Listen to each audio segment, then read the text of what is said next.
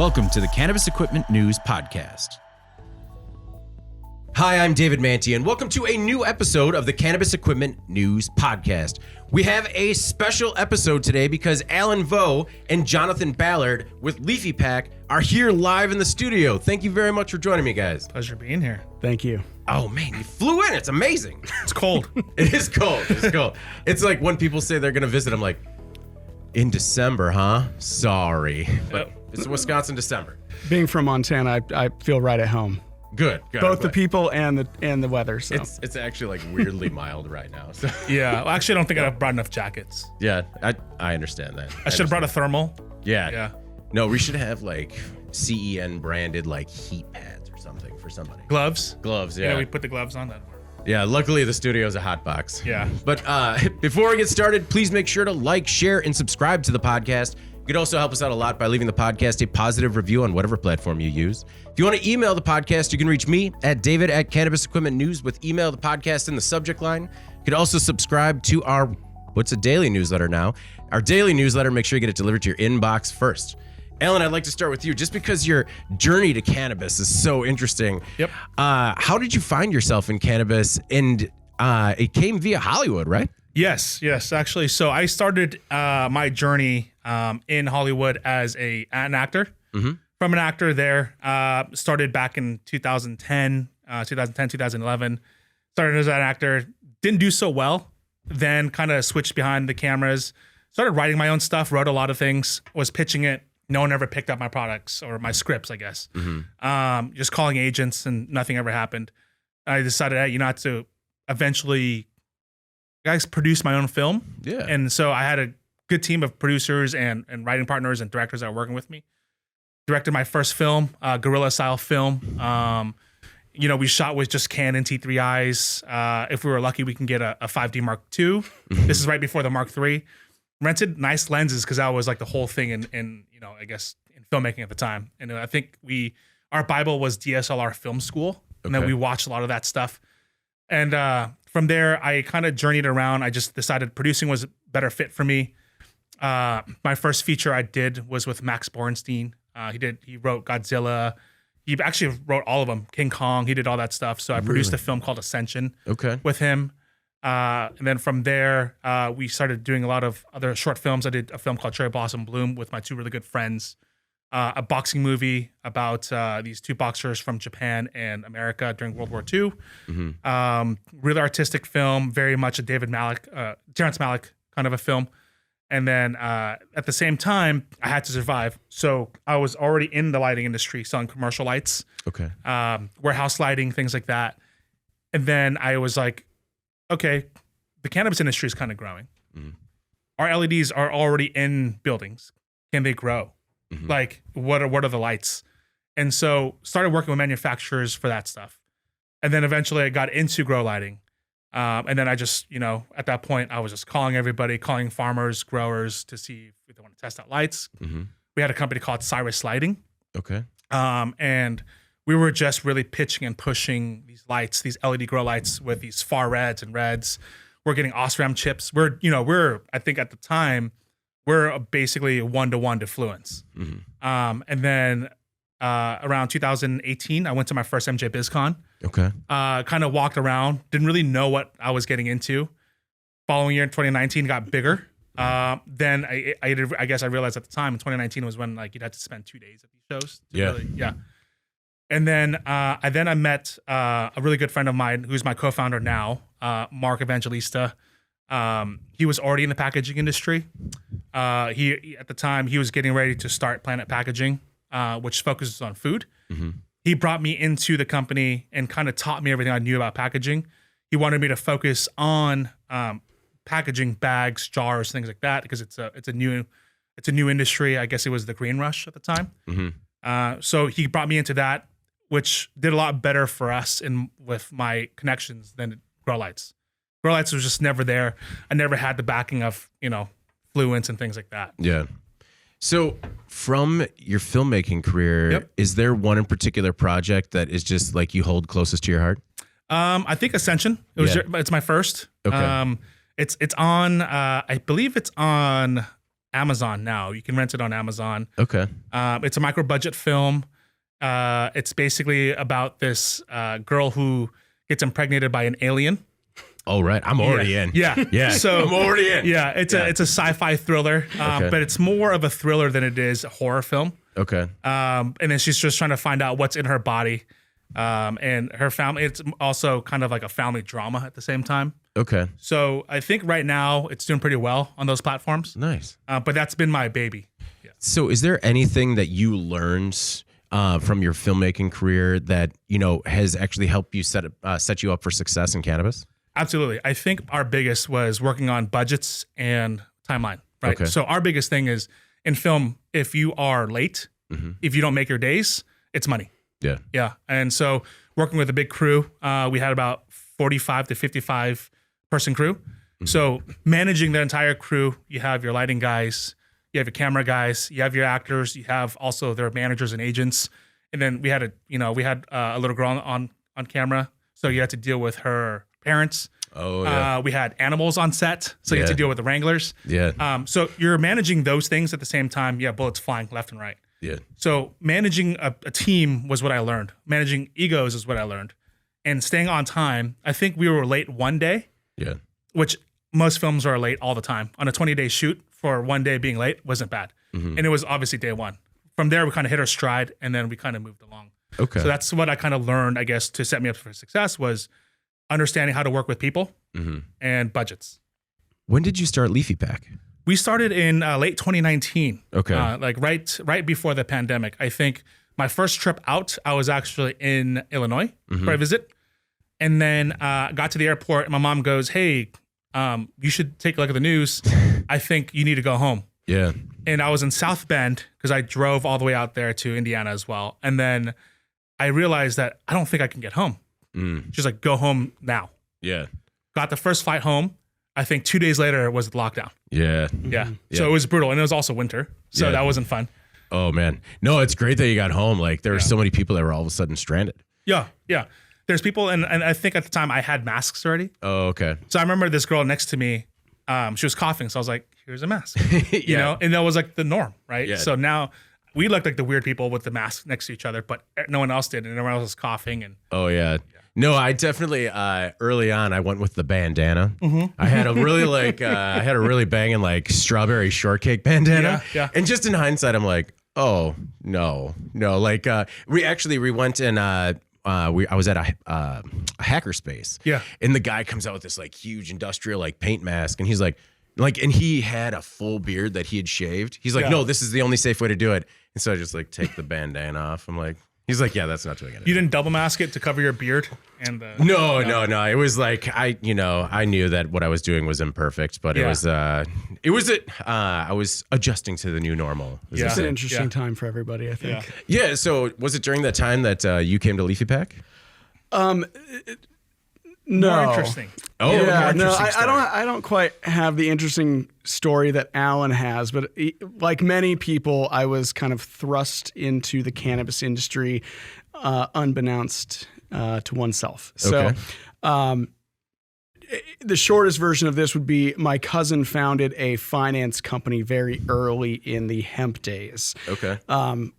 He wanted to make hemp fiber for companies like Patagonia. There was a big push back in 2014, 2015, even a little before that, to start incorporating hemp fiber into clothing. I said, "Hey, that's great, man. You do you." Yeah.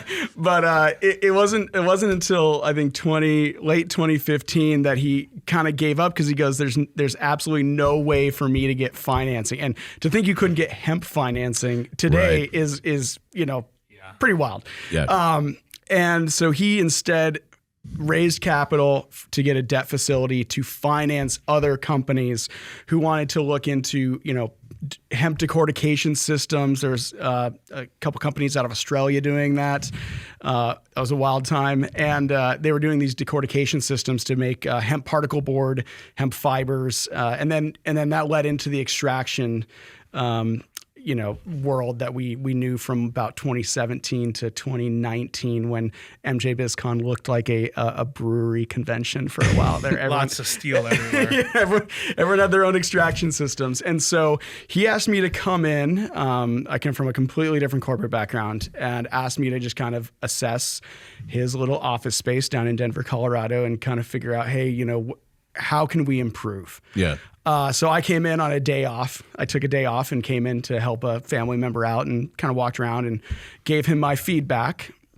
You're like, just close the doors now. No, I did give him some advice, and he was being the smart guy he is. He apparently saw something in me and thought that'd be an asset to his finance team. He founded Sweet Leaf Capital, which is now Sweet Leaf Madison Capital, the largest debt lender in the industry and one of the very first that's ever been. And they're still running strong in the commercial real estate side, primarily at this point. But throughout those years, I attended every MJBizCon, talking to so many manufacturers, equipment manufacturers, from everything from triple quad systems for testing, which was very interesting during the pandemic. You'd be surprised how many of those centers were also testing for COVID. Mm-hmm.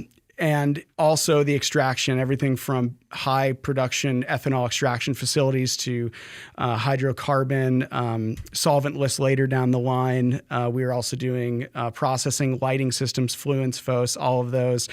And in that mix, to round this whole thing out throughout those many years, I could not find an automation company that I felt I could rely on. Mm-hmm. When you're financing equipment, especially in those early days when a lot of people are, the technician might be their son. Yeah.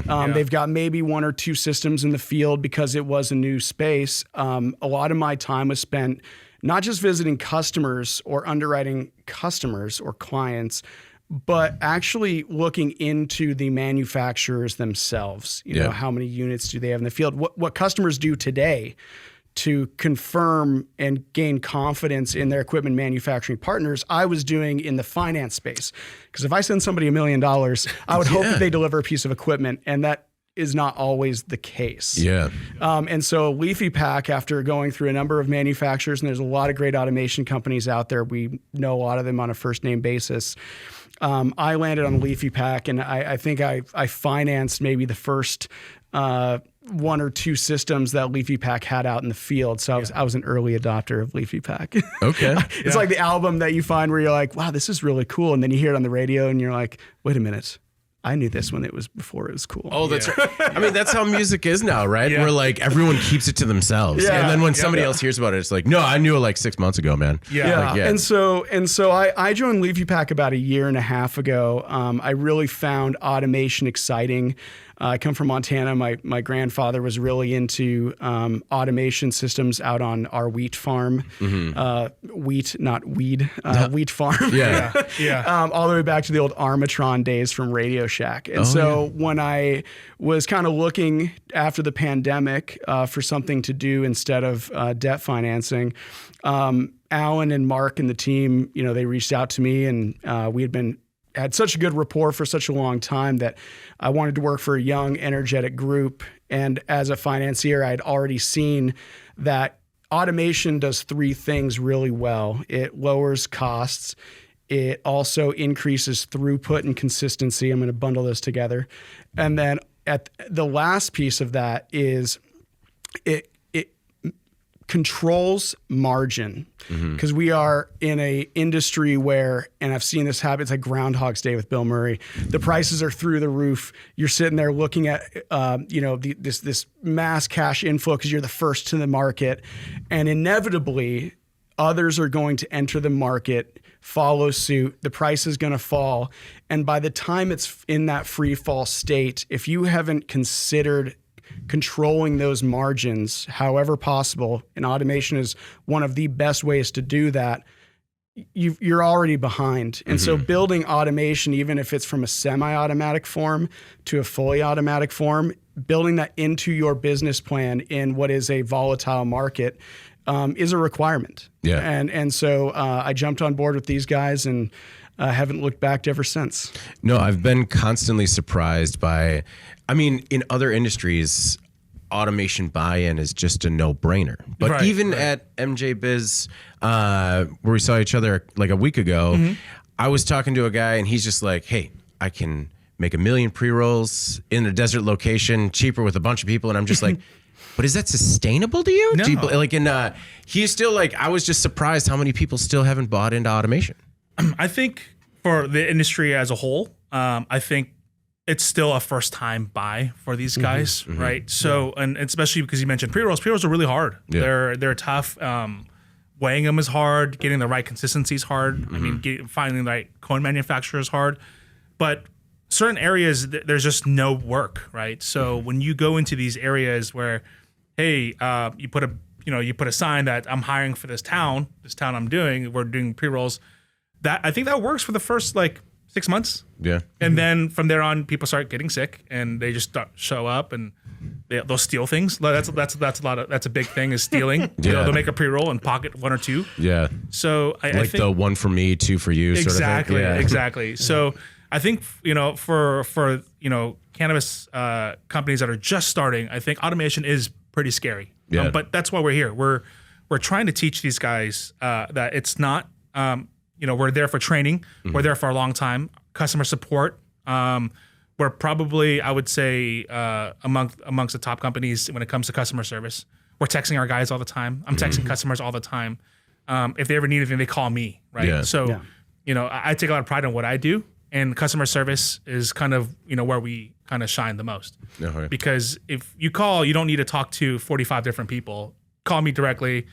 Yeah, I'll get our technical director, Jesus Castro, on the phone with you, and we'll work together on this thing because it's a partnership. That's how we see it. So, how does LeafyPack stand among the pack of other automation companies? Just because you mentioned there are a lot of good automation competitors out there, but there's also a lot of dicey equipment out on the market. And when you talk about financing it, sometimes people need to be careful as to what they're bringing in house. There's a lot of boogeymen out there, and I think just to touch back on the original point, 2 things. Automation can be scary. There's a lot of moving parts. That comes from production lines. How does the product get to automation? What kind of automation are we talking about? Is it packaging? Is the automation in the production side? A lot of the cannabis industry, and we're seeing more and more people who are more affluent to large-scale commercial production lines getting involved in the industry. So it's becoming, the veil is being pulled back a little bit, shining some light on what was a little scary before is not the case now. I do think that we are stewards in this space where we need to educate people. I do feel like there is a difference between education and reprimanding people. We've all been educated by a teacher that we absolutely despise. A lot of teachable moments. Yeah, a lot of teachable moments. But I think taking your automation or equipment manufacturing hat off and putting on a consultative hat and walking them through what is automation to their business, not what is automation to us as an equipment manufacturer. We sometimes, and this comes from me not being, let's say, the equipment specialist, but I've seen a lot of it. I've financed a lot of it in my life. You can, trot before you gallop, and you got to look at, hey, what part of your business do you feel the tightest squeeze that we can help to alleviate that? And I think the word automation and throughput gets thrown around so much that we lose sight as equipment manufacturers of what actually matters to the customer. And to your second point of, hey, there's all these equipment manufacturers out there. What sets us apart? I think it's less the equipment. I mean, we make high quality equipment, and Alan can speak more to the technical builds of that. But one thing that I did when I was financing was creating an ecosystem while I was vetting these equipment manufacturers of a respectful, confident, and cooperative group of people that we felt comfortable partnering with. Not lowercase p partnering, but working with equipment manufacturers, even if they're competitors in this space, to get the customer not what we think they need, but what the customer needs, and more importantly, what they want. Yeah. And that's where these partnerships really started coming together, even if it's a competitor like we thought Green Vault System was for years. And then all of a sudden we sit back and go, hey, why am I trying to force somebody and feature vomit a multi-head weigher just because we manufacture it? The customers told me 3 or 4 times that that's just not what they want. Why am I fighting this so hard when the customer is literally telling me exactly what they want, and I'm just too scared to reach across the counter, make that connection with a quote unquote competitor, turn them into an advocate, and now we're creating that comfortable, confident, and respectful environment for people who are coming into this space every single year. Not many industries have that, where every year new states, not municipalities, but entire cultures of people are entering a market that never existed prior to that time. And so every year it is our responsibility to welcome them into a space that isn't full of toxic equipment manufacturers fighting over who's going to sell the best multi-head weigher or bagger in the space. And that's something I think that differentiates us and puts LeafyPack not ahead of anybody, but I think the value that we bring to the customers is that if they want to work with 2 or 3 manufacturing partners, we already have relationships built with them and know them on a first name basis. So the customer doesn't feel like they're tied between 2 awkward relationships. It's our responsibility to work together so the customer feels welcomed into the cannabis industry from the jump. No, that makes a lot of sense. Alan, when did you decide that your equipment would play well with others instead of just being a closed system? That's a good question. I think we kind of started seeing that when we first started, because people were always saying, well, what makes you different between Green Vault systems and, your way versus Green Vault systems? And, there's always, in the sales world, there's always a list of rebuttals of, we do this, we do that, we do this. Eventually it got tiring, and I was like, you know what? They do better things than us. You know what they do is they can separate buds better than us. If you want 4 nugs into a bag that's 3.5 grams, they can do that. We can't do that.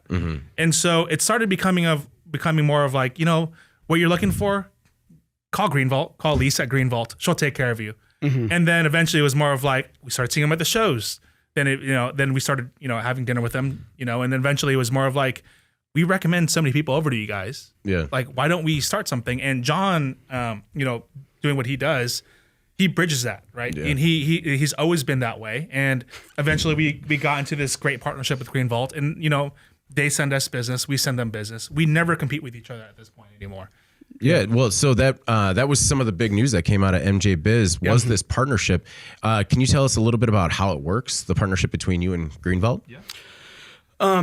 Well, it works, like I said, on trust, transparency, and confidence. No, how it works is their systems integrate with our systems. And what that means from a standpoint is over the last year, behind the scenes, we have put time, resources, energy, money on both sides, because relationships are built on a 2-way street. And we knew that what their system does is industry born. It is unlike anything else that anyone is doing in this space, right? They're using air to control and move the product and the flower throughout the weighing process. A big issue with people seeing the multi-head weighers, and some people think this more than others, but it's not up to us to decide. It's up to the customer. Vibration panels, losing terpenes. So for that real craft group that's looking to control how the bud looks when it goes into the jar, into the bag, whatever it might be, they're utilizing air cush technology. Being from Everett, Washington, they're right in Boeing's backyard. So they're using components from Boeing. Their steel is manufactured in the back street by Boeing outside of that area. And so they have this specific industry-born product. That then works perfectly with our system because R&R took the time to create auto-feeding systems, check weighers that then feed directly into what we call our roto-bagger. So altogether, we're kind of calling this the precision batching and bagging solution. And so what this does is it'll bring the product through that air cush weighing technology into another precision check weigher for accuracy, and then dropping into our rotary style, fully servo driven roto bagger. We got speeds up to 25 per minute, which is a pretty substantial speed for any operator, but you're not having that abrasive touch to the product. And so this is not just, hey, we integrated this once, we sat down with them for almost a year in their facility. We actually have a really great video online of this where we were working day in and day out to make sure that this was a full turnkey end-to-end solution from product placement and determination all the way to a retail ready product. We had the whole line at MJBiz this year. But again, these things don't happen overnight. This took a lot of work. So when you say, what does that entail? It entails a lot of hard work, sweat, and effort to make sure that it's not just a one-off throwaway solution to an equipment problem. Yeah. The trust is there. Yeah. I know the guys over there at Green Vault, they were looking to partner with, a reliable bagging manufacturer for a long time. So, working with them was, I guess it's kind of like, for, I guess, Hollywood terms, it's like your SAG Awards, right? You're voted by your peers. Your peers kind of like accept you. And, that vote of confidence from them really kind of set us apart. And, we work together all the time now. We're speaking on a daily basis. We're sending people, we're sending drawings, we're coming up with different solutions. And I think there's some stuff in the future that we're working on that's really going to surprise the industry. Yeah. I really find it interesting that they're moving it with air, just because, especially when you're talking about like jarred flour or flour that's like visible to the consumer, that could make quite a difference in terms of like what's picked off the shelf. Yeah. It does. Yeah. And I have to tell you at MJBiz, because I want to get into some of the other machines that you had at your booth. But like, so the story behind how we ran into each other at MJBiz, I just wanted to give you a little bit more context. Sure. Because I apologize. Like, I'm sure it seemed like I was just trying to be like, yes, we'll talk later. But so when we ran into each other by chance, because that last day at the show, anyone that showed up like after 10 had to like check their luggage. Yep. So we were already headed to the airport. I had like to go through the getting my luggage process, getting into the Uber, and I'm just like, oh, I forgot my laptop.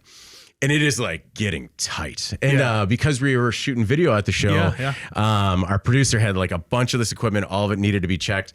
And I'm like, I'll just run into the booth. And like, I went this like certain way past your booth, and I'm just like, I'm just gonna sneak through all these, and then you're just like, hey, how's it going? And I'm like, I'm sorry, but like I got a plane leaving in like 45 minutes. So I just really want to apologize because so apologies. It was good to see all your equipment, however rushed it was. But it was also like, so I went and got the laptop, got back. I could tell producer Eric was sweating. He's just like, he was not comfortable. He was just like, I don't like it, man. I don't like it. And then the Uber comes. This all sounds like a normal Wednesday at MJBizCon. Well, it was just like, everyone's trying to beat that rush. Well, and then I get like an Uber XL because I'm like, we need something with a little more room. There's 3 of us. There is also our other editor, Ben. And the guy, it's like he's never pulled into the convention center. Like he pulls in, he goes the wrong way, parks.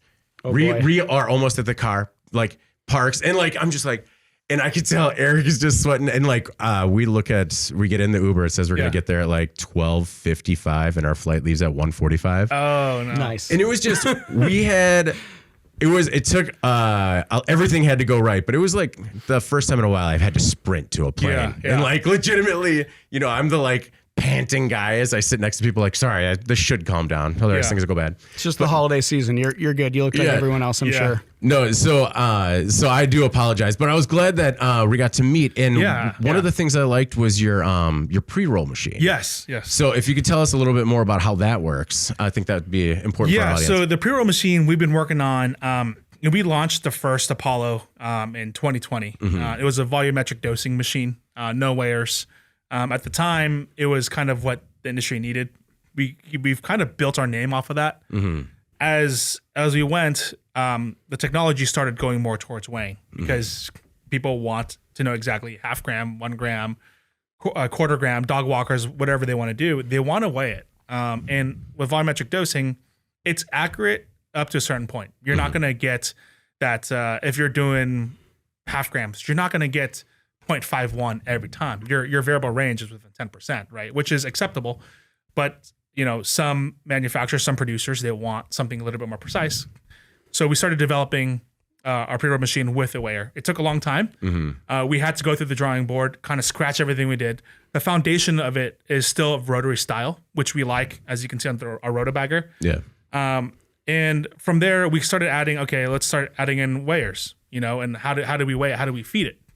Things started getting complicating when you start looking around the industry of seeing what other people were doing. And I always thought, we don't need to complicate people. We need to teach these things. If I can't teach these things to operators, how are they ever going to know? Yeah. So we just made something very simple. Vibratory hopper feeds into a weighing cup. The weighing cup then goes and drops into the cones. But what we did was that we added a knockbox kind of a style that we saw was working for the industry with Futurola. So you're knockboxing the very bottom to get that. At the same time, we added tamping rods go over the top. So when you're making a pre-roll now, if you and I are sitting here with a cone, when you fill it, you're gonna tap it. You're gonna take a chopstick or whatever it is to push it down. We added both those elements in there to get that compaction, that tightness, and it's customizable. So you can, certain strains, because no strains are the same. You can get certain strains tighter. You can get certain strains looser. It really comes down to what the operator wants to use. And so we made this compact system that's open, so people could actually run this thing with one person, and you could have a team that can weigh, fill, twist, crown, and eject out about 850 to 900 pre-rolls an hour. Okay. So small system, compact. We actually brought it to a mansion party a couple years ago. Okay. We plugged it into the wall. Yeah. We had an air compressor on the other side. And as people were coming in, we're making fresh pre-rolls and we're handing out. That's awesome. Yeah.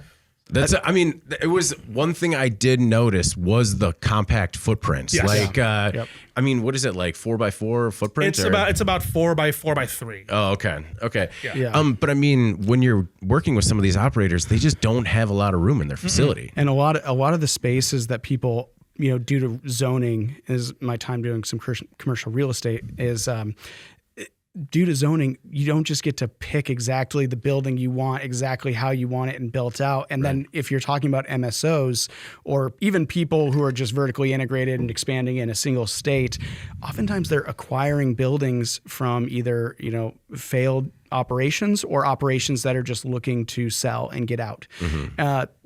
Those things are just in every industry, but you don't always get to pick exactly what you want. Yeah. I do think that our pre-roll machine, and Alan mentioned Futurola, we know Harold over at Pre-Roller very, very well. Great guy, great team. Guy. Yeah. And I feel like what Alan and our technical team do is we try to find a space in the industry that is just kind of void. And the Apollo, when I first started financing them and then joined the team, a ton of them. The main thing was I felt like it went from knockbox all the way to a high production, not complicated, but a team or a machine that needed a team that was familiar with technology. And you can lead a horse to water, but at the end of the day, when you leave and you expect a team of people to run a complicated machine, like any pre-roll in the market, those SOPs are so important. I think Nick had mentioned that he has an 8-page for his WANA system. We have, maybe not 8 pages, but we have a substantial amount to help walk people through that. And that's our job as equipment suppliers to also supply the knowledge of, how the preparation of the product needs to be in order to operate into that machine effectively. And one thing we missed in the industry was kind of an entry-level, fully automatic device. That sounds like an oxymoron, but no, I feel you're like right. you It's pick like up what I'm saying. Yeah, you kind of go from like manual or tabletop to like fully automated system, which it is. And they've tried making like ones for like small, medium-sized businesses, but really it's just a smaller version of the still big machine. So who is the ideal customer for the Apollo? Like what size operation? I would say everybody. And it's funny you say that. It's easy. Everyone. It is for everyone because you have your guys who are starting now. Yeah. Knockboxes can only do so much. As great as they are, we still actually have customers who have a knockbox next to the Apollo. Yeah. But I think with startups, those are good for those guys. But then for MSOs, the thing about MSOs is that their entire business model is based upon buying smaller companies. And so when you're buying those, instead of spending $500,000 on a machine, you can grow into those things. Yeah. Right. And if you know one, you're going to know three. So, and then if you have 3 machines, well, guess what? You can run 3 different strains. If one machine goes down, True. you still have 2 other machines. You buy a big machine, one goes down, that entire machine's down for however long it needs to, to be serviced. No, that's a good point. So you can add these things along, and we try to keep it in that market that's this next to entry level. But again, we know that you can scale it. Yeah. Right? We're not going to do anything else outside of this. We like the compactness the way it is now. Yeah. And I think so your startups will work and your MSOs will work. I think to that point, I saw this a lot in the testing facilities, is that there was required redundancies, right? So if there was in that world, it's a lot of, if there's a software update, as we've all felt when Microsoft randomly pushes an update 5 minutes before a meeting, you need to have something else that comes in. I would put a harder line down, in my opinion, again, that is, this belongs in a space where you were talking about mid-market, and even Alan talking about MSOs. When you look at that micro level, when they're buying these smaller businesses, they're still a smaller business underneath that larger banner. Absolutely. And I think one thing that people forget about when they're talking about the coveted MSO acronym is that they're generally created with multiple smaller businesses underneath it. A lot of these businesses don't speak to each other. The guy in Tallahassee might not know the gentleman up in Maine, right? Up in Portland, Maine. Like, they might not speak to each other. Well, oftentimes they are independent businesses operating under a brand. And we're seeing more and more standardization throughout those. And, some facilities, they might need something higher capacity.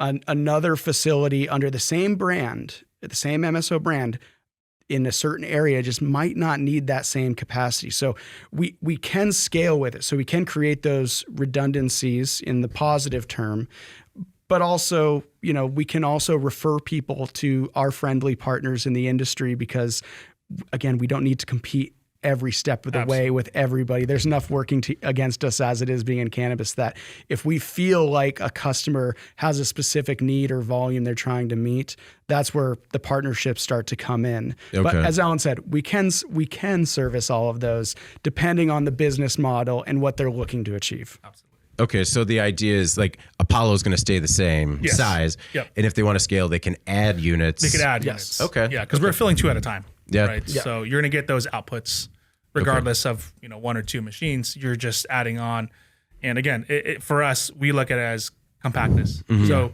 we can have one in the studio here and one on the corner here, completely different strains. Yeah. You don't really have that option with other machinery. So what is your approach when it comes to like your engineering department? Like in terms of what you're looking for in your machines and what you're trying to get out of them, and like how do you also like kind of keep them reined in, just like, no, we want to stay this size, no bigger. So the funny thing is I push our engineers a lot. I don't have an engineering background. What I have is I have an imagination. Yeah. So I always try to draw on paper what we can do. And I always walk back there and, I'll go back there and if we're drawing these things, I'm like, well, why can't you do that? Well, engineers have their kind of their mindset and how they work. I'm like, that's cool, but you can add this. Like, no, we can't. Have you tried it? No, I haven't tried it. Okay, well, why don't you try it? Yeah. And so the way I approach our engineers and our technicians is I always say, hey, if you ever watched the movie Ford versus Ferrari, oh yeah, you can build the car. The engineers can build the car, but the engineers are also not the ones racing it. Yeah. So our approach when it comes down to this is, okay, this is what the customer wants. This is their end result. We're going to build this. This is their footprints of their facility. And if we build it and fit it in their facility, this is a go. We'll go back and retool as much as we need. We have multiple conversations with the client, even before anything is signed. We put on our consultant hat a lot. And so when it comes to the engineering space, we'll do whatever we can to make it work. If not, then we can either scale it down or send them to someone else who can. And we're more than happy to send references out and do these things. Yeah. But going back to your question about the engineering process is that I push the envelope because I don't have that engineering degree or that background. Yeah. I push it because I have an imagination. And for us to make a pre-roll machine that's 4x4x3, that took a lot of time. And when you're looking out in the market, everything is bigger, twice the size. You have something that's linear. You have something that's again rotary, but 3 times bigger. Yeah. I wanted to make something small, right? Because why not? I go into facilities when I was selling these grow lights. I'd go into grow rooms that are half the size of this studio here. Just as warm. Just as warm. So Yeah. So they're cranking those things out. For us, it's like there's, your imagination is going to take you where you need to go with that. Right? Okay. That's how we kind of see it. I will add on that to give our engineering and technical team credit where credit is due. They're on site doing these installs. They're on site training people. And when they hear the feedback, because I think in the equipment world, we forget what it's like to actually weigh products and hand pack it ourselves.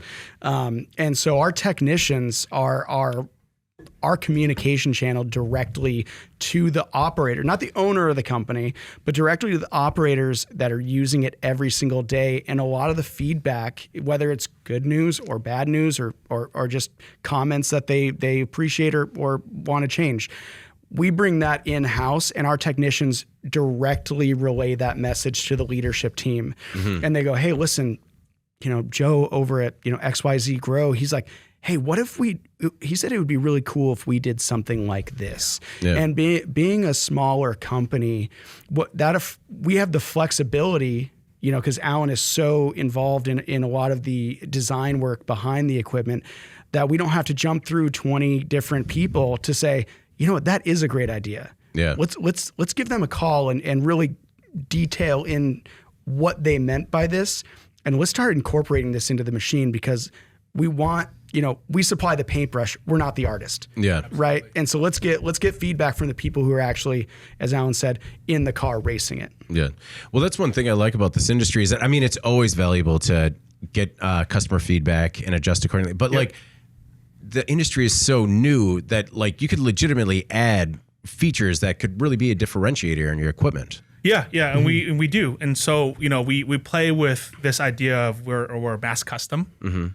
So we'll mass produce the things that are going to be standard throughout the machine, but we'll customize your components. So we have, different bag grippers. For our robots, we do different things. We did different conveyors. We play with different kinds of robots, scale robots, delta robots.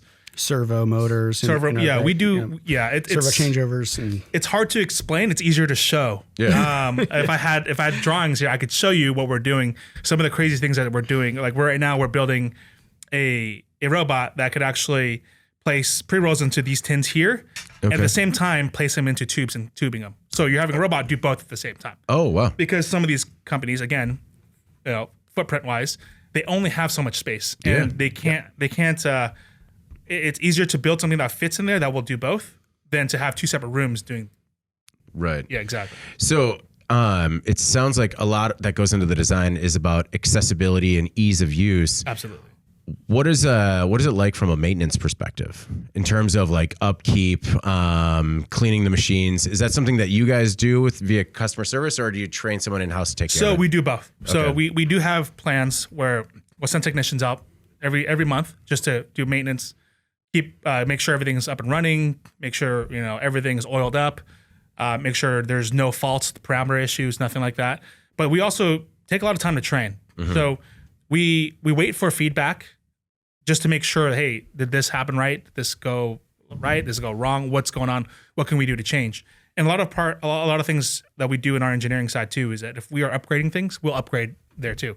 So if you bought a bagger for me last year and I have a new software, that's fine. I could send it to you. But if I have a new upgrade for hardware, what I'll do is I'll have the technicians come out and upgrade those parts as well. Oh, wow. Yeah. And so that's kind of what we do there. And then, when it comes to the maintenance side, we have SOPs for everything. You have your user manuals, but you have your SOPs. And we provide checklists. So these are what you should do at the beginning of the day. This is what you should do at the end of the day. This is what you should do at the end of the week. When our technicians come out in that end of the month, or if it's quarterly, we want to make sure that we see all these reports to make sure that you did all these things. Because if there's something that's broken, we can always go back and say, well, this is why. So we'll fix this. But just let you know, if you follow these SOPs, you're not going to have issues with these machines because they're built to last for 10, 15 years. Yeah. I will also say one thing that I think is lacking in the space is a lot of transparency. You know, everyone's a little cagey about giving too much information out. One thing that we really like to do is, you know, prior to the install, or even during or after, have them speak to somebody who is another customer, because referrals are great, right? You know, you say, hey, can you give us a good word on our equipment and everything? They go, yeah, sure. You know, but it's really when they install the machine and they're running it and they want best practices from somebody who uses that machine 8, 12 hours a day, day in and day out. And we put people in touch with our customers who go, hey, you know what? Like, this works, but we've also found some really great ways to run the machine, you know, and this is the actual numbers we're getting, which are generally higher than what we're seeing. We prefer to stay conservative and let them, you know, run to the full red line. But letting them speak to other customers, I think is really important, because they speak the same language. They're in the same trenches together, and we incorporate a lot of those into the SOPs. So these are also, just like our equipment is ever changing, you know, our SOPs are always getting more refined and more readable and more executable as our customers continue to push our equipment to the limits. Well, is it hard? You know, you can have SOPs, but like when there's a lot of unskilled labor in the market, like, do you run into issues with the skill level of people using your machines? And then, you know, you talk about how you run into these teachable moments, and you just got to sit them down and be like, well, look what you did here. That's always going to be the case. We do a lot of hand holding. It's because you have to. In this industry, it's so new. There's a revolving door of labor. And the guy that's on the Apollo today might have came from a guy, you know, last week he was on the Knockbox. He's learning this as we go. So, and we take that into account. So we try to train as many people as we can. Our job is to when we leave, we have a list of qualified operators. And if we don't, we still go out there and we'll retrain. Okay. Right? And that's kind of what we do. And then also you have guys now coming in from the CPG space that actually know automation. Those guys, they're the ones teaching us. Okay. Right.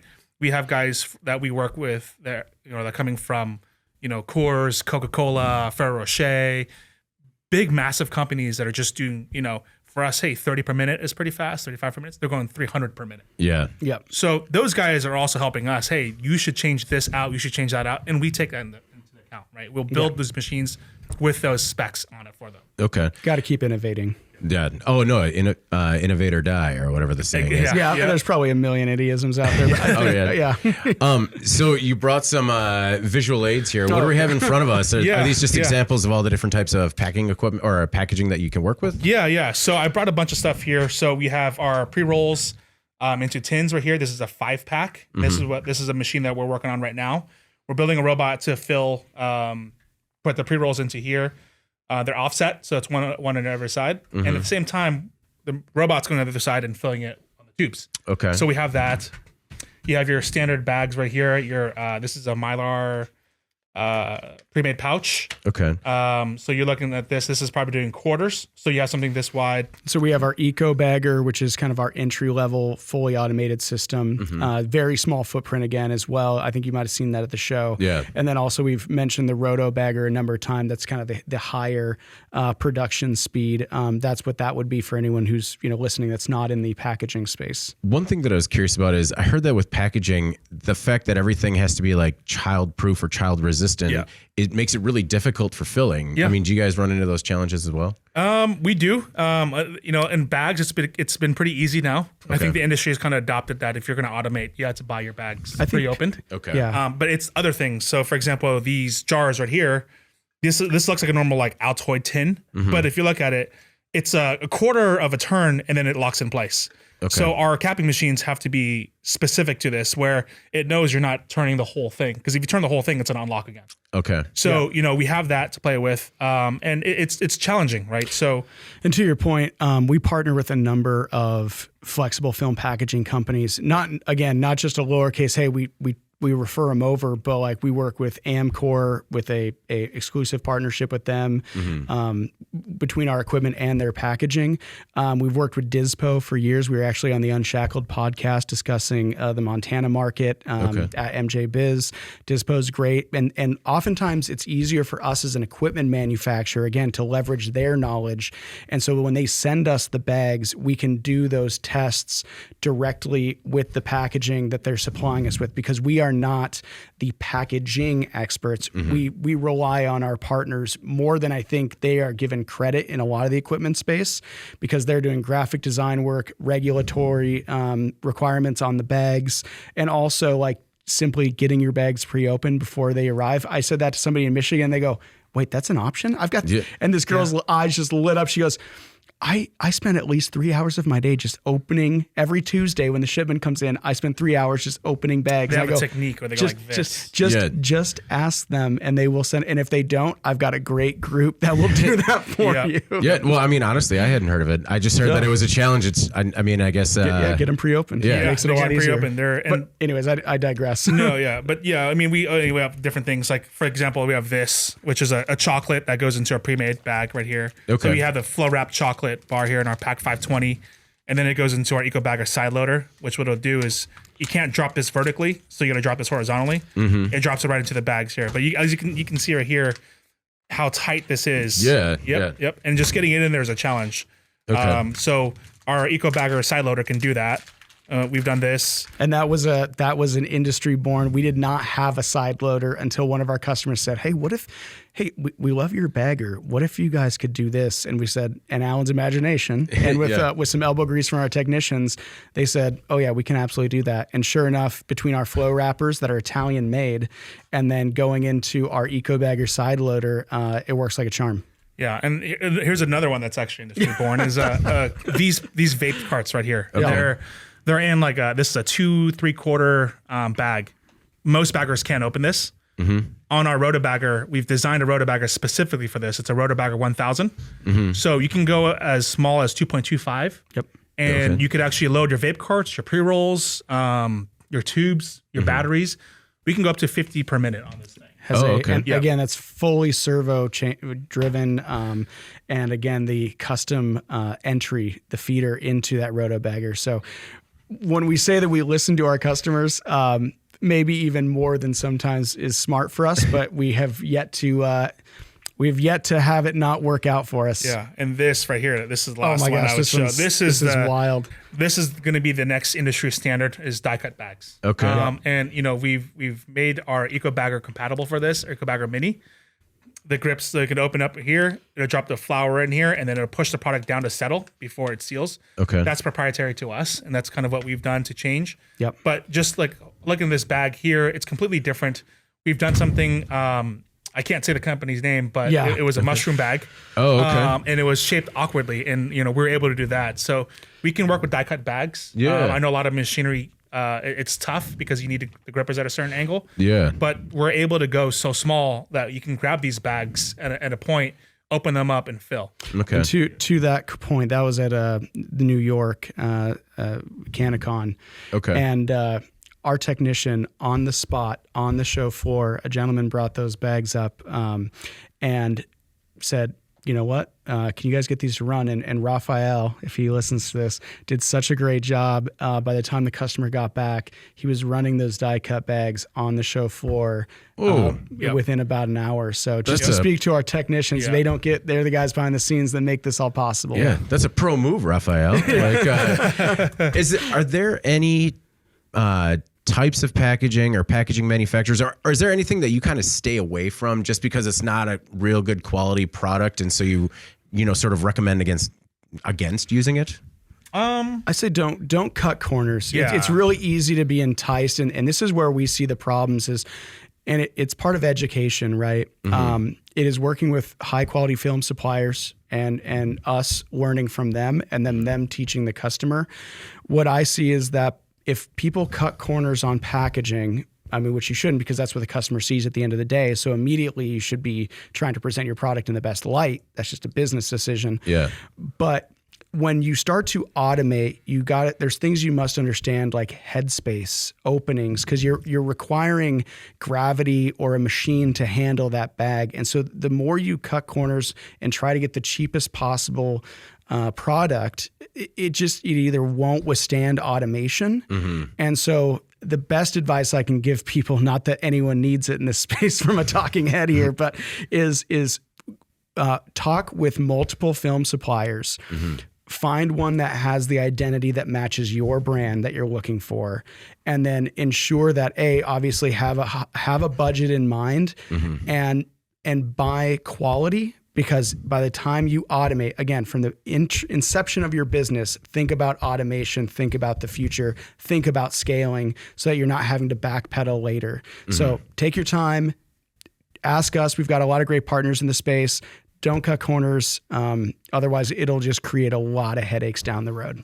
Well, it was, I've heard similar things with cones, like cone manufacturers, and just the discrepancies in the type of paper and the weight of the paper, like, can cause like real issues when it comes to compliance and working in automated machines. And smokability, for that matter. I mean, true. Right? I mean, do you have a preferred cone supplier as well? We do. We test a lot of our machines on 2 cones. Our favorite is actually Hara cones. Okay. Futurilla is a second. Okay. I think Futurilla is kind of, along with Raw, I think Raw cones are very, very good. But those 3 guys, I think, are the industry leaders when it comes to cones. But Hara has been our favorite in our pre-roll machine. Yeah. Okay. And they just, from running through a Apollo standpoint, they are always evenly open. Flower drops in there fine. There are filters. They're crutch is what you call them. The product doesn't go through them. We did last week. We did a keef pre-roll in the Hara cones, a full-on keef. It's a 1 gram keef pre-roll, and even though we're vibrating and tamping, the keef never came out the other side. Okay. So and they also have great customer service. Peyton and his team do exceptional work, and so that's something in this industry we pride ourselves on, and then we look for partners that when you call them, they answer the phone. And they're so cool because they're like, hey, if you're having issues with your crutches, we'll make custom crutches for you. So that's the cool thing, and they have like customizable things. Like they're so much more willing to go beyond what the industry was asking for. I think right now they're working on something that's like I think it's the noodle tech is what everyone calls it. Okay. It's like a macaroni inside a pre-roll, so you can get that wind or that smokability. What's it's a macaroni. the spiral? The spiral. Oh, like rotini? It's like yes. Is that rotini? Right? Yeah, I think it's a rotini. Okay, pretty close. Who knew that we'd be like discussing welcome noodles? The noodle tech. Welcome to the This noodle Pasta tech podcast. So a good friend of mine, Lyra Hahn, who I grew up with in Orange County, that's what he was doing. He was taking noodles and he was rolling them in his blunts or his joints. Okay. And he was like, hey, if you guys can do this on a pre-roll and get it work through your pre-roll machine, you guys are going to change everything. Yeah. So I was like, you know what? That's kind of cool. Why don't I talk to the guys at Hara? Because they're the only ones that would do it. Yeah. Turns out Lyra already knew the guys at Hara and they're already a step ahead of us. And then I saw that, and we're just waiting for the mass production of these so we can test them on our pre-roll machine. Hopefully we didn't give away any industry spoilers there. Yeah, hopefully not. Yeah. Sorry, Hara. Well, we had mentioned we just got back from MJBiz. Alan, what were your thoughts on the show, and kind of what's your take on the state of the cannabis industry in general? I think the show is a really good show. I think this year, compared to last year, we had a lot more serious buyers this year. I think the industry is pretty mature now as a whole. Yeah. So the guys who are going to MJBizCon now are not the same guys who are going last year and the year before. They already know who the players are. And if you're kind of already, I would say for anyone that's starting in the industry, MJBizCon is your Super Bowl. It's your WrestleMania. It's your NBA Finals Game 7. Like, this is where you need to be. Yeah. So I think a lot of the guys who go to this show now already know who the players are, and they won't shop around. If you're there, they're going to work with you. They take meetings there. They don't walk the expo. They don't do that stuff.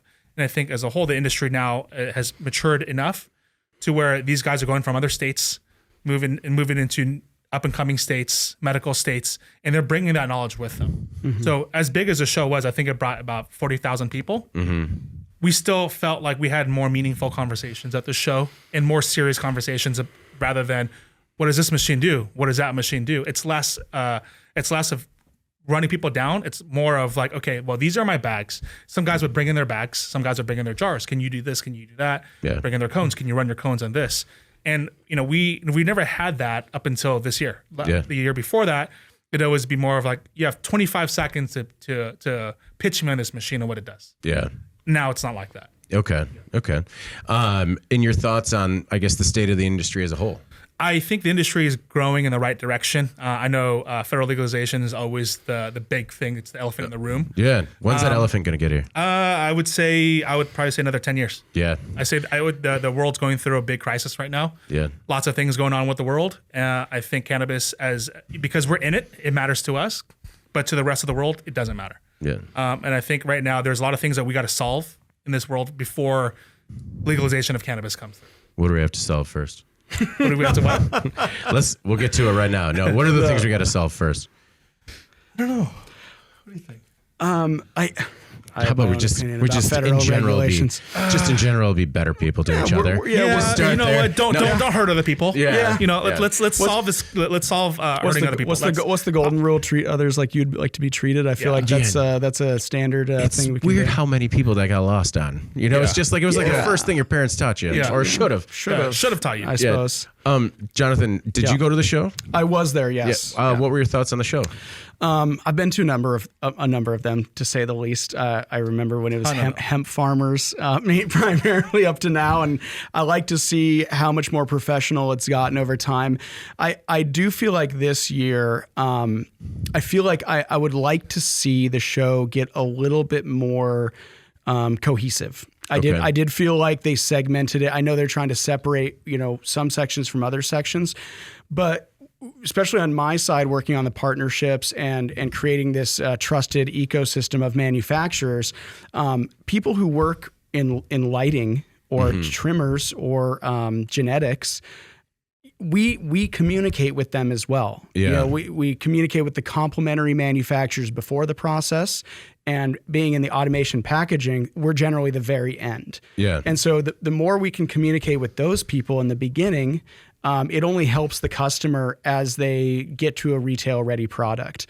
I really like it whether it's top four, bottom four, I don't know what they want to do, but I heard from multiple people on the show floor, as well as spending a lot of time outside of our booth talking with guys like Root Sciences, who I've known for a long time, ETS, Calyx out down in Salt Lake City and working in the rigid packaging and flexible packaging.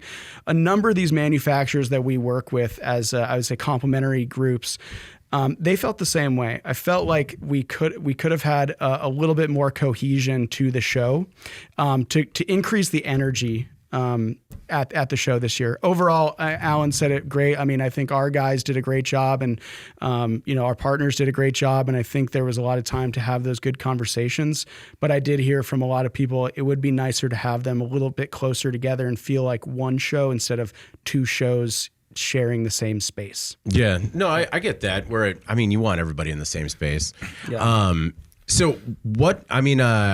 Is it working the booth the entire show, or are you guys trying to do a little bit of recon as to what else is in the industry, or maybe asking around as to what people are going to be looking for? Like, how much of it is fact finding for you? I think everything's fact finding. It comes down to we're in the booth we're always trying to figure out what's going on next. Yeah. Because what they're doing today isn't going to be what they're doing tomorrow, and if we can stay ahead of the curve and try to figure out what the industry is doing, customer to customer. Not one customer is the same. And state to state. We'll be okay, I think. Okay. Yeah. What about how much is going into pre-rolls these days? Like, first it was infusing, and then keef coating, and then diamond on the top. And like, when does it stop? I was gonna say, like, have we gone too far as to what we're doing? I don't think so. Pandora's box? I think Natal, the guys over at Sorting Robotics, they have a really cool Stardust machine. Yeah. I want to get our pre-roll machine next to it. Okay. They have a machine that will paint the pre-roll. Yeah. And then dust it with keef or diamonds. Yeah. Like, I think that's cool. I think someone needs to build that. And I'm glad he did, because he's got the background for it. He's a NASA engineer. Yeah, of course, right? If anyone can get it, it's him. Yeah. So I think that's a really cool machine, and I can't wait to see that, and I can't wait to see facilities with that, right? Yep. So I hope in the next year or two, when we go deliver these Apollos, that those machines are next to it. Yeah. So you came from Hollywood into cannabis. Yeah. I mean, one thing that about this industry is it really seems to get its hooks into you. Yeah. Like, do you ever see yourself, kind of going back to Hollywood or into another industry? I think, I'm a certain entrepreneur. I like starting new businesses. Yeah. I like doing that stuff. At the same time, I mentioned lighting. I like cannabis a lot. I love this industry. I like the people. I love Hollywood. Yeah. I would go back to Hollywood one day when it's under my terms. Hollywood's a nasty, nasty place.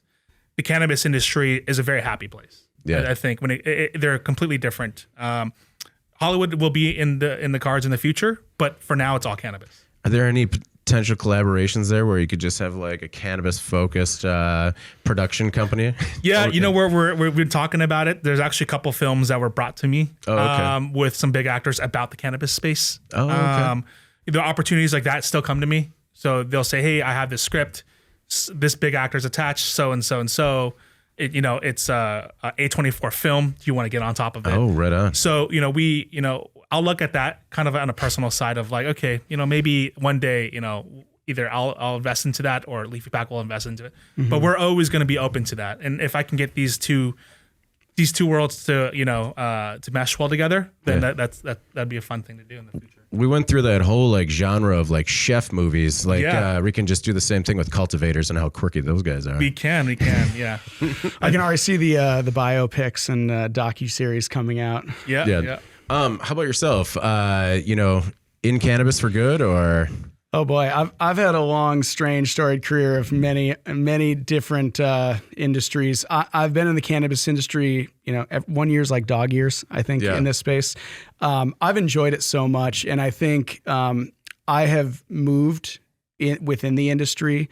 And my favorite part about it is when I go to these shows and I see the people I've known for years, and all the manufacturers who've survived so many, terrible moments, both just global economic issues and also just industry issues. And so when I get to go to these shows and see guys that I've known forever still running their businesses in the equipment manufacturing space, that reminds me why I do this. And that's what I love most about MJBizCon. I know I was a little down on it before, but as Alan knows, I'm running all over the show, talking to so many people that I like to do that. I like to see the people who are in the space and the people who survive in this space. We're all here for a reason. Yeah. We're all doing something right. That's why I think us collaborating and communicating with each other is more important now than ever.